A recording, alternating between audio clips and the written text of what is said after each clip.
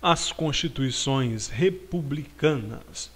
Nós vamos falar hoje da Constituição de 1988, a Constituição Cidadã, que sucedeu a Constituição de 1987, que nós falamos na aula passada. Então, a Constituição de 1988. Vamos ler um texto para a gente entender como foi aquela fase inicial. Então, na reta final do regime militar, o Brasil experimentou um novo momento de redemocratização, conhecido como abertura. Aquele fecho militar, então, estava dando uma abertura agora à democracia. Desde 1964, o Brasil estava sob a ditadura militar, e desde 1967, particularmente subjugado a alterações decorrentes dos atos institucionais sob uma Constituição imposta pelo governo. A Constituição era imposta e os atos constitucionais, que nós falamos na aula passada, eles eram um verdadeiro símbolo da ditadura militar, em especial o AI-5, que cerceou os direitos fundamentais. O regime de exceção, em que as garantias individuais e sociais eram restritas ou mesmo ignoradas, as garantias, o direito do povo e as garantias que faziam prevalecer esse direito eram restritas, eram ignoradas, e cuja finalidade era garantir os interesses da ditadura, internalizados em conceitos como segurança nacional. Eu falei que a segurança nacional, era a verdadeira desculpa para a aplicação dos desejos do povo militar, o desejo da ditadura militar. Restrição das garantias fundamentais, como eu falei. Fez crescer durante o processo da abertura política um anseio por dotar o Brasil de uma nova Constituição, defensora de valores democráticos. Então havia esse anseio após o final desse período militar. Anseio que se tornou necessidade após o fim da ditadura e a redemocratização do Brasil a partir de 1985. Continuando, em 1º de fevereiro de 1987, foi instalada a Assembleia Nacional Constituinte. Então, 1º de fevereiro de 87, composta por 559 congressistas, senadores e deputados federais eleitos no ano anterior. A eleição foi em 86. A instalação foi em 87. Em 86 foi eleito o Congresso Constituinte por 559 congressistas. Menos do que hoje, porque hoje nós temos 594 congressistas, 513 deputados e 81 senadores. Antigamente eram menos estados. Roraima era um território, entre outros estados que não fazia parte desses 27 estados, haviam menos então. E foi presidida pelo Ulisses Guimarães, do Partido Movimento Democrático Brasileiro. Representando um de seus avanços, a democracia, a sociedade em seus diversos setores foi estimulada a contribuir por meio de propostas. Esse foi o maior avanço da Constituição. Apesar de não ser dessas pessoas serem obrigados a estar ligados a sindicatos ou associações, mesmo assim, a participação foi um marco, foi o aspecto mais marcante dessa nova Constituição. As propostas formuladas por cidadãos brasileiros só seriam válidas se representadas por alguma entidade, como eu falei, associação ou sindicatos, e se fosse assinada por no mínimo 30 mil pessoas. Mesmo assim, representou um grande avanço. Olha os aspectos, as novidades trazidas pela nova Constituição. Direito de voto para os analfabetos, voto facultativo para jovens de 16 a 18 anos. Observe que aqui, direito de voto para os analfabetos.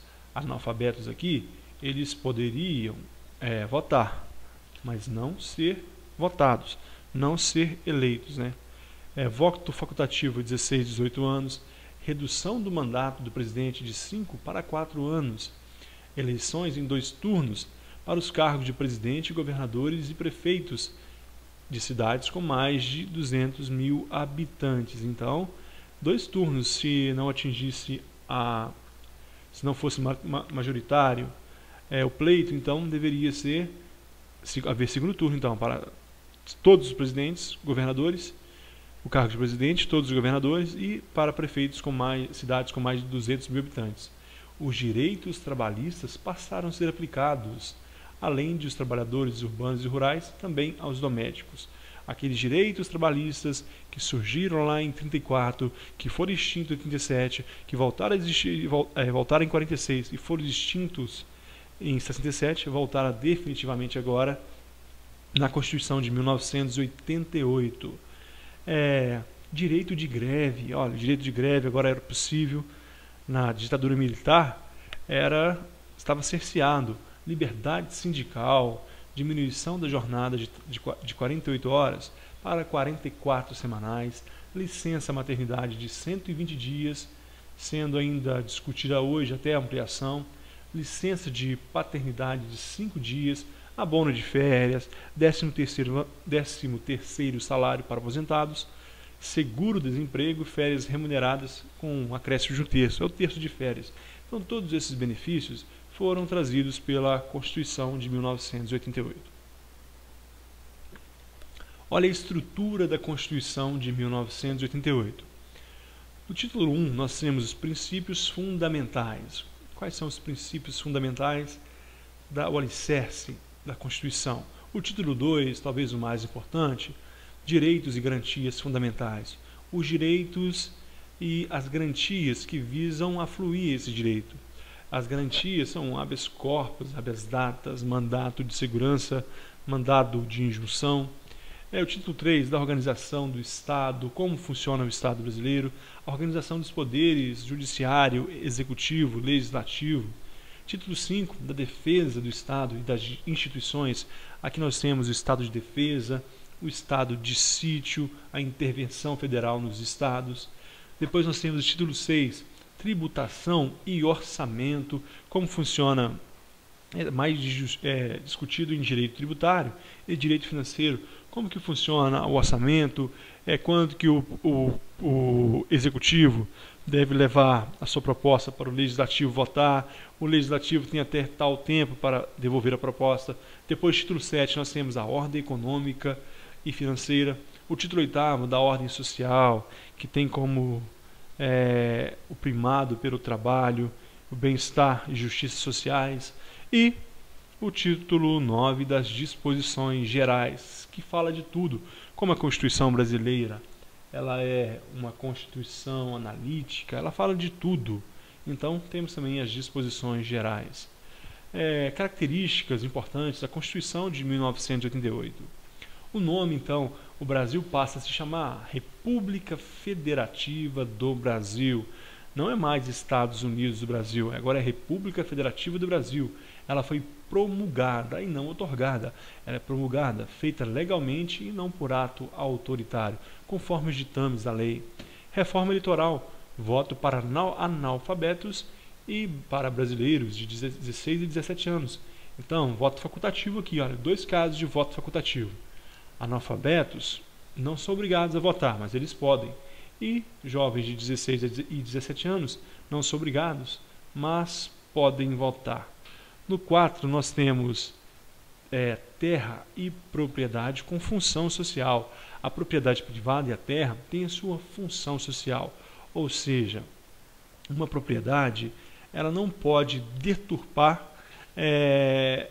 o direito da maioria. Você não pode, por exemplo, você tem uma propriedade e ela está atrapalhando um contexto de uma cidade, por exemplo. Ela está num local que prejudica o transporte, que prejudica a construção de um hospital, etc. Ela pode ser desapropriada, porque a função da propriedade é a função social.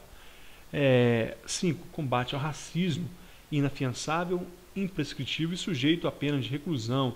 Inafiançável. Nós temos 2 crimes que são imprescritíveis.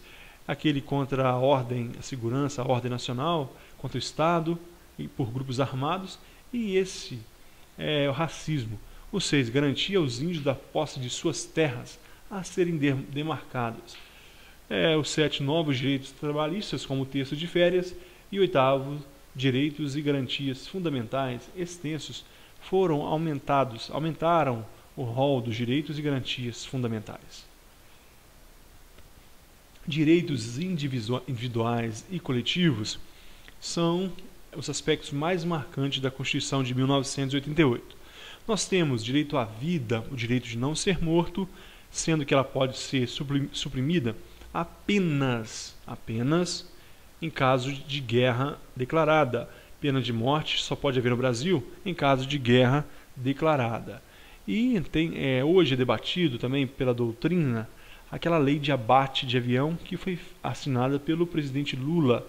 Um avião suspeito de tráfico de entorpecente, após ser acionado para ele pousar em determinado local, se ele não obedecer, então vai haver um novo aviso, tiro de advertência, e se ele não obedecer, ele será abatido. Nesse caso também é implicitamente uma pena de morte, né? Mas muitos não aceitam isso. Então fica para nós que o direito à vida prevalece, salvo em casos de guerra declarada que pode haver pena de morte.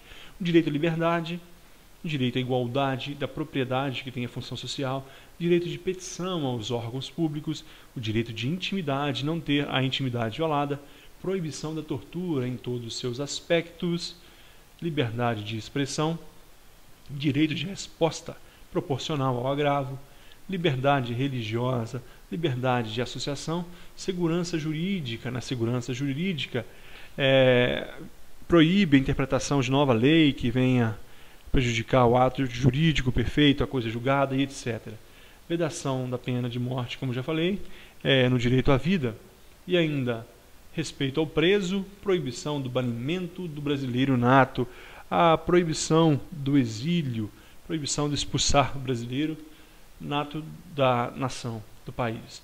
E as garantias, habeas corpus, no caso de prisão ilegal ou de ameaça de prisão ilegal. Habeas data, para os casos de quando o impetrante não tem acesso a documentos que falam a respeito da sua pessoa, mandado de segurança para defender direito líquido e certo não amparado por habeas corpus e habeas datas, e mandato de junção, quando a falta de norma reguladora não permita que o cidadão possa exercer sua cidadania, a sua nacionalidade e seus direitos. Então, aqui falamos um pouco dos direitos individuais e coletivos e das garantias constitucionais. A Constituição de 88 ela é formal. Ela possui dispositivos que não são normas essencialmente constitucionais. Por exemplo, o Colégio Dom Pedro II está situado na órbita nacional. Isso está na Constituição, mas não é matéria de Constituição. Por isso, a nossa Constituição não é material, ela é formal. Tudo aquilo que tiver a forma de aquela forma de 2/5 em 3/5 em 2 turnos das 2 casas do Congresso Nacional e tiver assinada pelo Congresso Constituinte, então ela fará parte da Constituição e não necessita ser matéria de Constituição. Ela é escrita, ela apresenta o documento sistematizado dentro de cada parâmetro. Então, existe a Constituição, por exemplo, da Inglaterra, que é histórica, não é escrita. Ela é promulgada, elaborada por um poder constituinte, um poder constituído democraticamente, diferente das outorgadas que nós estudamos. Ela é rígida, não é facilmente alterada, exige um processo legislativo mais elaborado, consensual e solene para a elaboração das emendas constitucionais do que o processo comum exigido para todas as demais espécies normativas legais. Alguns autores classificam como super rígida. O que é isso? Se eu quero fazer uma emenda à Constituição, eu não posso ter uma votação como de uma lei comum. Devo ter uma votação em 2 turnos, por 3/5 dos membros do Congresso Nacional, em 2 turnos nas 2 casas do Congresso Nacional. 3/5 em 2 turnos nas 2 casas do Congresso Nacional para fazer a emenda constitucional. É um exemplo de rigidez na nossa Constituição. Ela é analítica, descreve em pormenores todas as normas estatais, direitos e garantias por elas estabelecidas. Como eu já falei, ela pega os pormenores. É o caso do Colégio Dom Pedro II. É dogmática, constituída por uma Assembleia Nacional Constituinte. E lembrando que é possível a emenda à Constituição através do procedimento rígido, ou seja, através de 3/5 de votos em 2 turnos nas 2 casas do Congresso Nacional, é possível então fazer a emenda à Constituição. É possível alterar, é possível emendar a Constituição.